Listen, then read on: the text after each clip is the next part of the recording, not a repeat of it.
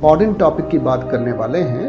और welcome to quantum coaching. चलिए अब यहाँ पर हम लोग देखते हैं ग्रुप 18 एलिमेंट को स्टार्ट करते हैं। तो चलिए ग्रुप 18 एलिमेंट को स्टार्ट करते हैं। नोबेल गैसेस होती हैं। 18 element are helium, neon, argon, krypton, xenon and radon. All these are gases and chemically unreactive. सारे के सारे गैसेस होंगी और केमिकली अनरिएक्टिव होंगी। ये फॉर्म करते हैं बहुत कम कंपाउंड का। Because of this they are termed as noble gas, इसीलिए बताएगा इनको नोबेल गैस का नाम देते हैं। एक तरह से इनर्ट होती हैं, बहुत कम कंपाउंड का फॉर्मेशन करते हैं। पर है आपको बता दें all the noble gases except radon occur in atmosphere. याद रखिएगा सारी की सारी नोबेल गैसेस एक्सेप्ट रेडान को छोड़कर सब एटमॉस्फेयर में होते हैं। इसीलिए इसको गैसेस ऑफ एटमॉस्फेयर भी कहते हैं। नोबेल गैसेस को गैसेस ऑफ एटमॉस्फेयर भी कहते हैं क्योंकि सारी की सारी नोबेल गैसेस क्या होती हैं, all the noble gases except radon occur in atmosphere, atmosphere में पाई जाती हैं। इसीलिए इनको गैसेस ऑफ एटमॉस्फेयर भी कहते हैं। देखिएगा radon is obtain as decay product of radium 226। याद रखिएगा 88 रेडियम 226 को लिया, 88 रेडियम 226 बताएगा जाएगा 86 रेडान 222 में प्लस 2 He4। तो देखिए रेडान यहाँ पर मिल गया, एक तरह से डीके प्रोडक्ट है किसका, रेडियम 226 का। 88 रेडियम 226 बताएगा डीके करके जाता है 86 रेडान 222 में प्लस 2 He4 में। तो याद रखिए radon is obtain as a decay product of radium 226। ये बात आपको यहाँ पर बताई गई है। अब चलिए इनके इलेक्ट्रॉनिक कॉन्फ़िगरेशन की बात करते हैं। ग्रुप 18 एलिमेंट के इलेक्ट्रॉनिक कॉन्फ़िगरेशन की बात करते हैं। तो देखिए ग्रुप 18 एलिमेंट के इलेक्ट्रॉनिक कॉन्फ़िगरेशन की बात करेंगे। जनरल इलेक्ट्रॉनिक कॉन्फ़िगरेशन इसका होता है NH2 NP6 होता है accept helium which has 1s2। याद रखिए हीलियम में सिर्फ दो ही एटॉमिक नंबर इसका 2 होता है हीलियम का, तो बताएगा 1s2 होगा। बाकी सारे के लिए बताएगा, चाहे हम लोग नियान के लिए लें, नियान के लिए देखिए 1s2 निकलेगा और बताएगा 1s2, उसके बाद 2s2 2p6 निकलेगा। और नियान के लिए इसी तरह से आर्गन के लिए 1s2 2s2 2p6 3s2 3p6 आएगा। तो ns2 और np6 इसका इलेक्ट्रॉनिक कॉन्फ़िगरेशन होगा। और देखिए इसके आयोनाइजेशन एंथैल्पी की बात करते हैं। Due to stable electronic configuration, these gases exhibit very high ionization enthalpy। याद रखिएगा due to stable electronic configuration, these gases exhibit very high ionization enthalpy. However, it decreases down the group with increase in atomic size। अगर ionisation enthalpy की बात करें, ionisation enthalpy आप लोग अच्छी तरह से जानते हैं। The energy required to emit an electron from gaseous isolated atom, the energy required to emit an electron from gaseous isolated atom यही कहलाती है आयोनाइजेशन इंथैल्पी या आयोनाइजेशन एनर्जी कहलाती है। इट इज एन बताएगा एंडोथर्मिक प्रोसेस। कैसा process होता है, एंडोथर्मिक प्रोसेस होता है। द एनर्जी रिक्वायर्ड है यहाँ पर, the energy required to emit an electron from gaseous isolated atom यही कहलाएगा आयोनाइजेशन इंथैल्पी। और ये एंडोथर्मिक प्रोसेस है due to stable electronic configuration, क्योंकि इसका स्टेबल इलेक्ट्रॉनिक कॉन्फ़िगरेशन होता है। These gases exhibit very high ionisation enthalpy, इनकी आयोनाइजेशन इंथैल्पी बहुत ज़्यादा होती है। However, it decreases down the group, down the group बताएगा ये डिक्रीज करता है क्योंकि एटॉमिक साइज बढ़ती है। चलिए अगले स्लाइड में आते हैं। अगली स्लाइड में यहाँ पर इसके एटॉमिक रेडियाई की बात करते हैं कि एटॉमिक रेडियाई पर क्या इफेक्ट होता है। देखिए increase down the group with increase in atomic number. याद रखिएगा अगर हम इसके एटॉमिक रेडियाई की बात करें, helium, neon, argon, krypton, जेनान, radon, ऊपर से नीचे अगर हम जाते हैं, डाउन द ग्रुप जाते हैं तो एटॉमिक नंबर बढ़ता है। एटॉमिक नंबर बढ़ेगा तो एटॉमिक रेडियाई भी क्या होगी, इंक्रीज करेगी। तो increase down the group with increase in atomic number. अब इलेक्ट्रॉन गेन इंथैल्पी की बात करते हैं। सबसे पहले इलेक्ट्रॉन गेन इंथैल्पी को आप समझ जाइए क्या होता है। The energy release during addition of one electron in gases isolated atom. याद रखिएगा the energy release during addition of one electron in gases isolated atom ये कहलाता है इलेक्ट्रॉन गेन इंथैल्पी या इलेक्ट्रॉन एफिनिटी। और याद रखिएगा it is an exothermic process. कैसा प्रोसेस होता है, एक्सोथर्मिक प्रोसेस होता है। तो देखिए since noble gas have stable electronic configuration, noble gas का स्टेबल इलेक्ट्रॉनिक कॉन्फ़िगरेशन होता है। They have no tendency to accept the electron. याद रखिएगा जब इसका ऑक्टेट ही कंप्लीट है तो इसकी टेंडेंसी नहीं होगी एक्सेप्ट करने के इलेक्ट्रॉन की। therefore have large value in positive electron gain enthalpy, इसीलिए इसकी लार्ज वैल्यू होगी पॉजिटिव इलेक्ट्रॉन गेन इंथैल्पी में। तो कहेंगे since noble guys have stable electronic configuration, they have no tendency to accept the electron and therefore have large value in positive electron gain enthalpy। इसके बाद देखिए हम लोगों ने यहाँ पर electronic configuration, ionisation enthalpy, atomic radii, electron gain enthalpy को पढ़ लिया। अब इसके फिजिकल प्रॉपर्टीज की बात करते हैं। तो फिजिकल प्रॉपर्टीज में देखिएगा all the noble gases are mono atomic, सारी के सारे मोनो एटॉमिक गैसेज होती हैं। They are sparingly soluble in water, water में स्प्रिंगली सॉल्युबल होते हैं। और आगे हम इसके केमिकल प्रॉपर्टीज की बात भी करेंगे। और अभी यहाँ पर देख तो नोबल गैसेज है वेरी लो बॉइलिंग पॉइंट, याद रखिएगा इनकी बॉइलिंग पॉइंट बहुत लो होती है। और ऐसा क्यों ये पूछा गया है। तो देखिए नोबल गैसेज की बात करेंगे। Noble gases being mono atomic have no inter atomic force except weak dispersion force. याद रखिए नोबल गैसेस मोनो एटॉमिक होती हैं, इनका कोई इंटर एटॉमिक फोर्स नहीं होता है except weak dispersion force. Therefore they are liquefied at very low temperature पर लिक्विफाइड हो जाते हैं। Hence they have low boiling point, इसीलिए इनकी बॉइलिंग पॉइंट कम होती है। याद रखिएगा noble gases being mono atomic होंगे, have no inter atomic force except weak dispersion force.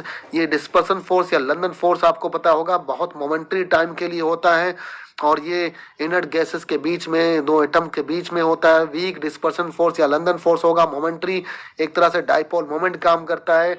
Therefore they are liquefied at very low temperature, hence they have low boiling point. तो देखिए यहाँ पूछा गया था noble gases have very low tendency, low boiling point. Why? तो noble gases being monoatomic have no inter atomic force except weak dispersion force, therefore they are liquefied at very low temperature, hence they have low boiling point. अब देखिए इसके chemical properties पर आते हैं। तो देखिए chemical properties में they are least reactive due to stable electronic configuration, ये लीस्ट रिएक्टिव होते हैं due to stable electronic configuration. Therefore ionisation enthalpy is very high, इसीलिए इनकी आयोनाइजेशन एंथैल्पी बहुत हाई होती है। They are least reactive due to stable electronic configuration, therefore their ionisation enthalpy is very high, इनकी ionisation enthalpy बहुत high होगी। तो देखिए यहाँ पर ये बात किया, इनकी आयोनाइजेशन एंथैल्पी बहुत हाई होगी। तो याद रखिए लीस्ट रिएक्टिव है due to stable electronic configuration, therefore their ionisation enthalpy is very high. तो अगली बात यहाँ पर करते हैं कंपाउंड ऑफ नोबल गैसेस की। तो कंपाउंड ऑफ नोबल गैसेस में देखिएगा कहेंगे due to stable electronic configuration very high ionisation energy, इनकी हाई आयोनाइजेशन एनर्जी होती है यानी हाई आयोनाइजेशन एंथैल्पी होती है। ऑलमोस्ट जीरो इलेक्ट्रॉन एफिनिटी होगी। देखिए आयोनाइजेशन एनर्जी बहुत ज़्यादा होगी, ऑलमोस्ट बताएगा जीरो इलेक्ट्रॉन एफिनिटी होगी यहाँ पर। और it was assumed for long period these element do not make compound but N Bartlett बताएगा एक साइंटिस्ट थे prepare the first compound of xenon, पहला कंपाउंड ज़ेनान का इन्होंने बनाया था। और चलिए इसके बारे में पढ़ते हैं। ज़ेनान फ्लोराइड कंपाउंड, तो देखिए ज़ेनान फ्लोरीन से रिएक्ट करता है 673 केल्विन पर 1 बार प्रेशर पर, XCF2 बनाता है सॉलिड फॉर्म में। ज़ेनान फ्लोराइड का फॉर्मेशन करता है, ज़ेनान डाइफ्लोराइड का फॉर्मेशन करता है XCF2 सॉलिड के फॉर्म में। ज़ेनान गैस देखिए फिर से 2F2 से रिएक्ट करता है 873 केल्विन पर और 7 बार प्रेशर पर। देखिए 873 केल्विन और 7 बार प्रेशर पर। और देखिए ज़ेनान टेट्राफ्लोराइड, पहले वाले में ज़ेनान डाइफ्लोराइड बनता था जब 673 केल्विन और 1 बार प्रेशर पर लगता था। अब बताइए 873 और 7 बार प्रेशर है, ज़ेनान टेट्राफ्लोराइड बनाएगा, ये भी सॉलिड फॉर्म में होगा। तो देखिए F2 से रिएक्ट करके अलग टेम्परेचर और अलग बताइए प्रेशर पर ज़ेनान डाइफ्लोराइड और यहाँ पर 2F2 से रिएक्ट करके ज़ेनान टेट्राफ्लोराइड का फॉर्मेशन करता है। तो इसके बाद देखिएगा ज़ेनान बताएगा 3F2 से रिएक्ट करके गैस 573 केल्विन पर और 60-70 बार प्रेशर और बढ़ गया। ज़ेनान हेक्साफ्लोराइड का फॉर्मेशन करता है सॉलिड फॉर्म में, XCF6 का फॉर्मेशन करता है। फिर देखिए ज़ेनान टेट्राफ्लोराइड O2F2 से रिएक्ट करता है 143 केल्विन पर, ज़ेनान हेक्साफ्लोराइड प्लस ऑक्सीजन का फॉर्मेशन करता है। तो देखिए ये इंपॉर्टेंट रिएक्शन ज़ेनान की हैं। एन बर्लेट जो साइंटिस्ट थे उन्होंने पहला कंपाउंड ज़ेनान का तैयार किया था Xc प्लस F2 बताएगा 673 केल्विन पर 1 बार प्रेशर पर Xc F2 का फॉर्मेशन करता है। जेनान 2F2 से रिएक्ट करके जेनान टेट्राफ्लोराइड का फॉर्मेशन करता है। इसी तरह से जेनान 3F2 से रिएक्ट करके 573 केल्विन और 60-70 बार पर जेनान हेक्साफ्लोराइड का फॉर्मेशन करता है सॉलिड फॉर्म में। जेनान टेट्राफ्लोराइड प्लस O2F2 मिलकर 143 केल्विन पर जेनान हेक्साफ्लोराइड प्लस ऑक्सीजन देता है। आपको बताएं जेनान डाइफ्लोराइड, जेनान टेट्राफ्लोराइड और xenon hexafluoride are colourless crystalline solid. ये कलरलेस क्रिस्टलाइन सॉलिड होते हैं and sublime readily at 298 kelvin पर। 298 केल्विन पर बहुत तेजी से रेडली बताएगा सबलीम हो जाते हैं। याद रखिएगा डायरेक्ट सॉलिड से किसमें, गैस में कन्वर्ट हो जाते हैं और they are powerful fluorinating agent. याद रखिएगा ये सारे के सारे पावरफुल फ्लोरिनेटिंग एजेंट होंगे, यानी याद रखिएगा फ्लोरीन एक तरह से यहाँ पर ऐड होगा, फ्लोरिनेटिंग एजेंट होंगे। और देखिए they are readily hydrolyse even by traces of water. अगर आपने थोड़ा सा भी वाटर ले लिया तो तेजी से बताइएगा रेडली क्या हो जाएंगे, हाइड्रोलाइज हो जाएंगे। तो बहुत तेजी से हाइड्रोलाइज हो जाते हैं, चाहे थोड़ा सा ही वाटर आप ले लें। They are readily hydrolyse even by traces of water. बहुत कम वाटर से ही बताइएगा तेजी से यहाँ पर हाइड्रोलाइज हो जाते हैं। और देखिए 2HCF2 प्लस 2H2O ले लिया। देखिए यहाँ पर क्या बन गया, 2Hc बन गया जेनान और 4HF और प्लस O2 का फॉर्मेशन यहाँ पर हो गया। तो ये तेजी से हाइड्रोलाइज हो जाते हैं in the presence of water. देखिएगा xenon fluoride react with fluorine ion acceptor to form cationic species. Cationic species का फॉर्मेशन करता है। तो देखिए कैटानिक स्पीसीज का फॉर्मेशन करता है और fluorine ion and fluoride ion donor to form anionic species. देखिए xenon fluoride react with fluoride ion acceptor to form cationic species and fluoride ion donor to form anionic species. देखिए HCF2 यहाँ जेनान पर difluoride PF5 से यानी fluoride से react कर कर क्या बनाता है, HCF का होल बताएगा स्क्वायर ब्रैकेट में प्लस आ गया, PF6 का माइनस आ गया। इसका मतलब यहाँ पर कौन सी स्पीसीज बनाता है, कैटानिक स्पीसीज बनाता है। और फ्लोराइड आयन क्या बनाता है, एनानिक स्पीसीज बनाता है। HCF4 SbF5 से मिलकर देखिए HCF3 प्लस बनाता है और SbF6 माइनस बनाता है। इस तरह से कैटानिक और एनानिक स्पीसीज का फॉर्मेशन यहाँ पर होता है। HCF6 बताएगा NaF से रिएक्ट करके Na प्लस HCF7 माइनस का फॉर्मेशन करता है। इसका मतलब Na प्लस कैटानिक पार्ट होगा और HCF7 क्या होगा, माइनस वाला यानी एनानिक पार्ट होगा। इस तरह से देखिएगा जेनान फ्लोराइड रिएक्ट करता है फ्लोराइड आयन एक्सेप्टर से to form cationic species and fluoride ion donor to form anionic species. बताएगा एक तरफ कैटानिक स्पीसीज और एक तरफ एनानिक स्पीसीज का फॉर्मेशन होता है। कंपाउंड ऑफ जेनान एंड ऑक्सीजन देखें तो hydrolysis of जेनान tetrafluoride and जेनान hexafluoride with water gives XCO3 क्या देता है, जेनान ट्राई ऑक्साइड का फॉर्मेशन करता है। देखिए यहाँ पर चेक करते हैं रिएक्शन में 6HCF4 प्लस 12H2 तो क्या बना रहा है 4Hc प्लस 2XCO3 यानी जेनान ट्राई ऑक्साइड का फॉर्मेशन कर रहा है। 24HF और प्लस 3O2 का फॉर्मेशन कर रहा है। तो कंपाउंड देखिए जेनान और ऑक्सीजन का यहाँ पर देखिए XCO3 का फॉर्मेशन हो गया। HCF6 बताएगा 3 वाटर से रिएक्ट करता है, क्या बनाता है XCO3 और प्लस 6HF का फॉर्मेशन करता है। तो देखिए यहाँ पर कंपाउंड ऑफ जेनान एंड ऑक्सीजन देखा था, hydrolysis of HCF4 and HCF6 with water gives क्या देगा, XCO3 का फॉर्मेशन करता है। और देखिए 6HCF4 प्लस 12H2O बनाता है 4Hc plus 2XCO3 plus 24HF plus 3O2 का फॉर्मेशन करता है। जबकि HCF6 जब बताएगा 3 वाटर के 3 मोल से रिएक्ट करता है तो XCO3 और 6HF का फॉर्मेशन करता है। तो देखिए एक तरह से जेनान ट्राइऑक्साइड का फॉर्मेशन यहाँ पर हो गया। अगले स्लाइड में देखते हैं शेप के बारे में देखते हैं, और अक्सर यहाँ पर शेप बहुत पूछा जाता है। 18 ग्रुप एलिमेंट में और 17 ग्रुप एलिमेंट में ज़्यादातर शेप ही पूछे जाते हैं, ये बात आप ध्यान रखिएगा। तो यहाँ पर शेप की बात करते हैं। देखिए HCF2 यहाँ पर शेप कैसा होगा, लीनियर होगा। और देखिएगा कितने लोन पेयर हैं, 3 लोन पेयर हैं और 2 बॉन्ड पेयर हैं। इसका मतलब टोटल यहाँ पर कितने हाइब्रिडाइज ऑर्बिटल हैं, 5। तो 5 हाइब्रिडाइज ऑर्बिटल होगा तो कौन सा हाइब्रिडाइजेशन होगा, sp3d होगा, sp3d होगा। और देखिए sp3d में अगर जनरल देखते हैं तो ट्राइगोनल बाई पिरामिडल होता है, लेकिन अगर एक लोन पेयर आता है तो ट्राइगोनल पिरामिडल या सीसा शेप का हो जाता है। और अगर बताएगा दो लोन पेयर होता है तो वहाँ पर देखिए हम लोगों ने टी बेंड या टी शेप का देखा था, और देखिए यहाँ पर टी शेप का देखा था। और बताइए XCF2 होता है अगर 3 लोन पेयर होता है और 2 बॉन्ड पेयर होते हैं तो लीनियर शेप का होता है, याद रखिएगा। तो यहाँ पर किस शेप का, लीनियर शेप का है। और देखिएगा इतना ज़्यादा रिपल्शन होता है, 3 लोन पेयर की वजह से रिपल्शन इतना ज़्यादा होता है कि इसका शेप कैसा हो जाता है, लीनियर हो जाता है। तो XCF4 में देखिएगा, XCF4 में देखिएगा 4 बॉन्ड पेयर हैं और 2 लोन पेयर हैं। इसका मतलब जो टोटल NHO है यहाँ पर कितना है, 6 है। 6 है तो sp3d2 हाइब्रिडेशन होगा। और देखिएगा sp3d2 में अगर जनरल हम लोग चेक करते हैं, अगर लोन पेयर ना होता तो क्या होता है, स्क्वायर बाइपिरामिडल होता या बताइएगा ऑक्टाहेड्रल स्ट्रक्चर होता।